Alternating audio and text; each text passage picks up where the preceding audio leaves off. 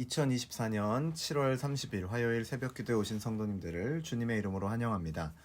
오늘 우리에게 주신 하나님의 말씀은 예레미야 41장 1절로부터 18절까지의 말씀입니다. 제가 가진 성경으로 구약성경 1118면에 있는 예레미야 41장 1절로부터 18절 말씀 중에서 우리 1절로부터 10절까지 말씀만 읽도록 하겠습니다. 제가 봉독하겠습니다. 일곱째 달에 왕의 종친 엘리사마의 손자요 느다냐의 아들로서 왕의 장관인 이스마엘이 10사람과 함께 미스바로 가서 아이감의 아들 그다랴에 이르러 미스바에서 함께 떡을 먹다가 느다냐의 아들 이스마엘과 그와 함께 있던 10사람이 일어나서 바벨론의 왕의 그 땅을 위임했던 사반의 손자 아이감의 아들 그다랴를 칼로 쳐 죽였고, 이스마엘이 또 미스바에서 그다랴와 함께 있던 모든 유다 사람과 거기에 있는 갈대아 군사를 죽였더라. 그가 그다랴를 죽인 지 이틀이 되었어도 이를 아는 사람이 없었더라. 그때 사람 80명이 자기들의 수염을 깎고 옷을 찢고 몸에 상처를 내고 손에 소재물과 유향을 가지고 세겜과 실로와 사마리아로부터 와서 여호와의 성전으로 나아가려 한지라. 느다냐의 아들 이스마엘이 그들을 영접하러 미스바에서 나와 울면서 가다가 그들을 만나 아이감의 아들 그다랴에게로 가자 하더라. 그들이 성읍 중앙에 이를 때 느다냐의 아들 이스마엘이 자기와 함께 있던 사람들과 더불어 그들을 죽여 구덩이 가운데에 던지니라. 그 중에 10사람은 이스마엘에게 이르기를 우리가 밀과 보리와 기름과 꿀을 밭에 감추었으니 우리를 죽이지 말라 하니 그가 그치고 그들을 그의 형제와 마찬가지로 죽이지 아니하였더라. 이스마엘이 그다랴에게 속한 사람들을 죽이고 그 시체를 던진 구덩이는 아사왕이 이스라엘의 바하사왕을 두려워하여 팠던 것이라. 느다냐의 아들 이스마엘이 그가 쳐 죽인 사람들의 시체를 거기에 채우고 미스바에 남아있는 왕의 딸들과 모든 백성 곧 사령관 느부사라단이 아이감의 아들 그다랴에게 위임하였던 바 미스바에 남아있던 모든 백성을 이스마엘이 사로잡되 곧 느다냐의 아들 이스마엘이 그들을 사로잡고 암몬 자손에게로 가려고 떠나니라. 아멘.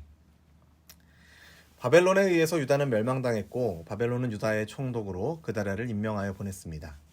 많은 사람들이 바벨론에 사로잡혀간 가운데 바벨론의 군대를 피해 유다 산지로 피신해 있던 저항 세력들도 이제는 바벨론에서 보낸 총독 그다랴의 통치를 받아들였고, 지난 40장의 마지막 부분을 보면 남아있는 유다의 지휘관들이 암몬의 왕 바알리스가 그다랴를 죽이려고 느다냐의 아들 이스마엘을 보내려고 한다라는 제보를 하게 됩니다. 하지만 그다랴는 이 이스마엘이 자신을 살해하려 한다라는 제보를 믿지 않았습니다. 그리고 오늘 본문 41장으로 넘어오면 이스마엘에 대한 소개가 추가됩니다. 40장에서는 그저 느다냐의 아들로만 소개되었다면 41장 1절을 보면 그가 왕의 종친이고 또한 왕의 장관이라고 소개합니다. 즉 그는 왕족 출신으로 다윗 가문에 속했고 고위직에 속한 자로 전쟁 중에 군대의 지휘관으로 활동하였던 자였습니다. 바벨론에 사로잡혀가지 않고 피신해 있던 자들 중에 여러 지휘관들이 앞선 40장에서도 언급이 되었지만 이 이스마엘은 그들과는 혈통으로도 또 직분으로도 뒤처지기보다는 오히려 앞서 있었던 자라는 것을 이제 설명해 주는 것이죠. 어떻게 보면 바벨론에서 임명한 총독 그다랴의 입장에서 왕의 종친이 남아있다라는 것은 부담이 되는 상황이었겠지만 그는 이스마엘을 식사의 자리에 초대합니다. 여러 지휘관들이 그의 암살에 대한 어떤 암살 계획을 제보하고 경고하였지만 그럼에도 불구하고 그는 그다랴는 이스마엘을 향한 신뢰와 또 친교하고자 하는 마음을 담은 식사의 자리를 준비한 것입니다. 하지만 그 신뢰의 자리는 암살의 자리로 바뀌었습니다. 40장에서 암몬의 왕 바알리스가 이 암살과 관련이 있다라는 것을 짐작하게 하는 내용이 언급되었지만 또 오늘 본문에서는 왕의 종친이라는 언급이 있죠. 그 암몬 왕의 사주를 받았든 받지 않았든 간에 이스마엘에게는 다윗의 혈통이 아닌 그다랴를 새로운 통치자로 인정할 수 없다라는 것과 또한 바벨론이 세운 지도자를 거부함으로 바벨론에 대한 거부를 동시에 이제 표출하는 행동을 저지른 것이죠. 그리고 그다랴만 죽인 것이 아니라 그 자리에 있던 모든 유다 사람들과 갈대아 사람들을 죽임으로 느부갓네살이 유다 지역에 미치는 영향력 자체를 제거하려고 했던 것으로 보입니다. 이렇게 그다랴를 죽인 사건을 하나의 정치적인 행동, 정치적인 갈등으로도 이해할 수 있습니다만 사실 이것은 단순히 정치적으로만 볼 수 있는 것은 아닙니다. 이스마엘이 바라보는 그다랴는 어땠을까요?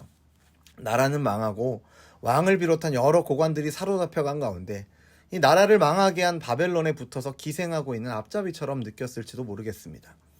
하지만 이 유다의 멸망과 바벨론의 통치가 우리는 단순히 정치 외교적인 성격의 사건이 아니라는 것을 압니다. 그 안에 담겨있는 의미를 조금 더 생각해 보아야 하는 것이죠. 죽임을 당한 그다랴는 이미 본문 이전에 등장했던 인물로 경건한 가문에 속한 자로서 예레미야를 통해 주신 하나님의 말씀을 경외했던 자입니다. 하나님께서 예레미야를 통해서 주셨던 말씀이 무엇입니까? 바벨론을 통한 심판과 이 고난의 시간이 하나님의 뜻이다. 그러니까 그것을 받아들여야 한다라는 것이죠. 그리고 그 시간 이후에 하나님의 회복이 있다라는 것이었습니다. 그다랴도 유다 민족을, 유다 나라를 사랑하지 않았던 것이 아닙니다. 하지만 자신의 방식대로, 자신의 뜻대로 나라를 사랑하는 것이 아니라 하나님의 뜻대로 나라를 사랑하고 나라를 지켜가는 자리에 있었던 것입니다. 생각해 보십시오. 나라가 망하고 외세에 의해 통치를 받아야 하는 상황 가운데서 하나님을 경외하는 자가 유다의 총독으로 임명받아 있다라는 것은 나라가 망한 현실, 안타까운 현실 가운데서도 이 나라와 민족의 회복, 무엇보다 신앙의 회복을 위해서는 가장 좋은 방법이 아니었나 생각해 보게 됩니다. 그러나 이스마엘은 이러한 하나님의 심판의 방법에 여전히 동의하지 못하는 것으로 보입니다. 심판의 도구로 사용하신 바벨론, 그 바벨론 왕이 세운 총독을 죽임으로 하나님의 섭리와 하나님의 뜻이 이루어지는 과정에 동의하지 않음을 표현하고 있는 것이죠. 게다가 이스마엘이 선한 의도로 아무리 명분을 세워도 그가 선한 의도로 그다랴를 죽인 것이 아니라는 것을 이어지는 본문을 통해서 보게 됩니다. 그는 그저 총독 그다랴를 죽이는 데서 그치지 않고 추가적인 악행을 저지릅니다. 식사의 자리에서 그다랴를 비롯한 그 자리에 있던 모두를 죽였기에 4절 말씀을 보면 다음 날이 되어도 아무도 미스바에서 일어났던 이 그다랴가 죽임을 당했다라는 것을 모르는 상황이 펼쳐집니다. 이 상황을 완전히 이스마엘이 장악을 한 것이죠. 그런데 그때 예상치 못한 일이 벌어집니다. 세김과 실로와 사마리아에서 80명의 사람들이 자기들의 수염을 깎고 옷을 찢고 몸에 상처를 내고 여호와의 집에 드릴 소제물과 유향을 가지고 오는 것입니다. 성전은 폐허가 되고 제단도 없어지고 제사장들도 대부분 사로잡혀갔지만 남은 자들이 모여서 자신들의 죄를 참여하며 성전의 파괴와 예루살렘의 멸망을 탄식했던 것 같습니다. 이러한 자들의 등장에 이스마엘은 마치 자신도 그들과 같이 탄식하며 참여하는 자인 양 울며 그들을 영접하고 자신이 이미 죽여버린 총독이 살아있는 것처럼 속여서 그들을 인도합니다. 그리고는 그들을 성읍으로 데려가서 그 80명 중에 70명을 죽여버리고 살려준 10명도 결국 그들이 가지고 있는 재산을 받아내기 위해서 죽이지 않았던 것이죠. 나라를 위한다라는 명분이 그에게 있었는지 모르겠습니다. 하지만 사실 그가 행한 일은 하나님 앞에서나 사람 앞에서나 부인할 수 없는 큰 죄악임이 이미 쉽게 드러나게 되는 것이죠. 이스마엘은 미스바에 남겨진 왕의 딸들을 포함해서 남아있던 백성 모두를 포로로 사로잡아서 암몬으로 도망하려고 합니다. 이 소식을 들은 요하난과 군 지휘관들이 부하를 동원해서 이스마엘을 추격하고 이스마엘은 8명의 일행과 함께 암몬으로 이제 도피하게 됩니다.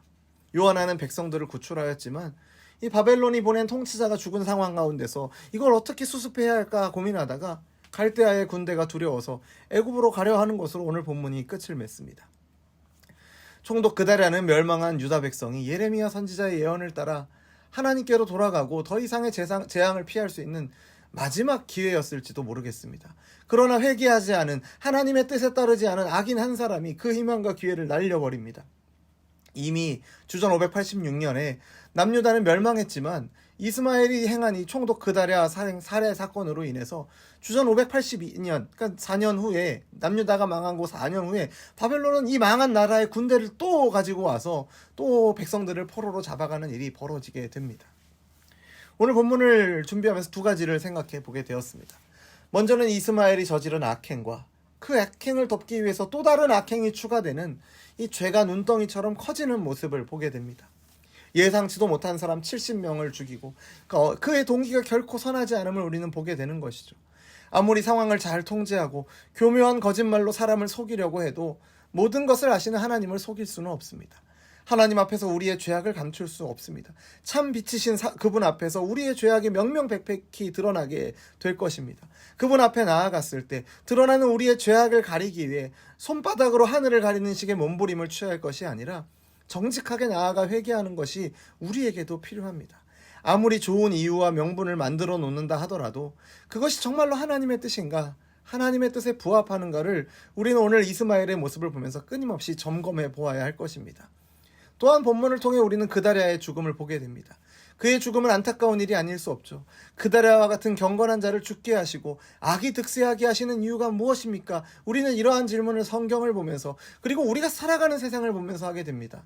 하지만 그다랴의 죽음은 우리는 그 안에 담긴 하나님의 뜻을 다 알 수는 없지만 이 일을 통해서 한편으로는 유다의 죄가 더욱더 드러나게 되어서 하나님의 심판이 더욱더 분명하게 진행되어 가는 것을 우리는 보게 됩니다. 물론 그 가운데서 하나님 왜 이런 악행을 막지 않으시고 이런 불의를 막지 않으시고 회복의 불씨가 꺼지도록 내버려 두십니까? 라는 탄식을 우리는 할 수 있습니다. 하지만 하나님은 하나님의 방식대로 일하고 계시고 그 결과는 언제나 하나님 자신에게나 신자된 우리에게나 선하다라는 것을 우리는 고백해야 할 것입니다. 우리의 기대와 우리의 계획과 우리의 생각과는 다를지라도 하나님의 계획은 선하다라는 것을 우리는 고백해야 합니다. 우리가 이어지는 유다의 역사를 통해서 성경의 이야기를 통해서 확인하게 되는 것이 무엇입니까? 사람이나 악한 영의 방해에도 불구하고 구원의 뜻을 변함없이 이루어 가시는, 자신의 뜻대로 이루어 가시는 하나님의 일하심을 보게 되는 것이죠. 이처럼 하나님께서 선하신 뜻을 따라 일하시는 가운데 살아가는 우리에게 필요한 것은 믿음의 눈으로 그 일하심을 바라보며 신실하게 일하시는 하나님과 같이 우리도 잘 견디어내며 변하지 않고 하나님을 바라보고 의지하는 것인 줄로 믿습니다. 우리의 현실 속에서도 우리를 좌절하게 하고 낙심하게 하는 일들이 참 많으나 성경을 통해 우리에게 주신 하나님의 약속에 소망이 있음을 기억하시며 끝까지 인내하고 승리하시는 저와 여러분 되기를 주님의 이름으로 축원합니다. 기도하겠습니다. 하나님 아버지, 오늘도 하루의 시작을 말씀과 기도의 자리로 인도하여 주심을 감사드립니다. 하나님의 일하심과 하나님의 뜻을 알기를 소원합니다.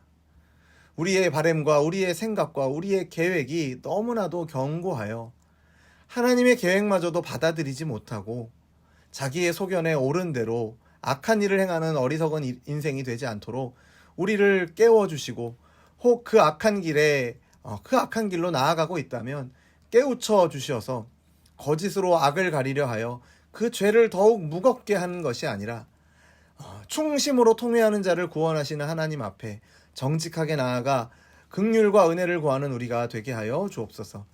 또한 세상을 섭리하시는 하나님의 방법을 우리가 다 이해할 수 없으나 분명한 것은 하나님의 뜻과 일하심을 방해하려는 사람들과 악한 영의 도전 앞에서도 하나님의 계획은 결코 실패함 없이 우리가 눈으로 보게 되는 역사의 이면에서 도도하게 흐르고 있음을 결코 방해받지 않았음을 바라보는 믿음의 눈을 우리에게 허락하여 주옵소서. 점점 신앙에 대한 조롱과 박해가 더해가고 마지막 때가 가까울수록 이 일이 더 심해지겠지만 이미 십자가상에서 보이신 주님의 승리를 다시 오실 주님께서 밝히 드러내시고 확정하시고 그 승리의 주님이 다스리실 날을 소망하며 살아가는 잘 견디어내는 우리가 되게 하여 주옵소서. 우리에게 믿음 주시기를 간절히 소원하오며 예수님의 이름으로 기도드립니다. 아멘. 우리 주 예수 그리스도의 은혜와 하나님 아버지의 사랑과 성령 하나님의 교통하심이 우리가 기대하는 하나님의 일하심에 대한 고집과 편견들을 내려놓고 가장 선하신 하나님의 뜻을 따라 세상을 주관하시며 섭리하시는 하나님을 신뢰하며 잘 견디어내며 승리하는 삶 살기를 소원하는 우리 열린비전교회 모든 성도들과 우리의 삶의 걸음 가운데 이제로부터 영원토록 항상 함께 있을지어다. 아멘.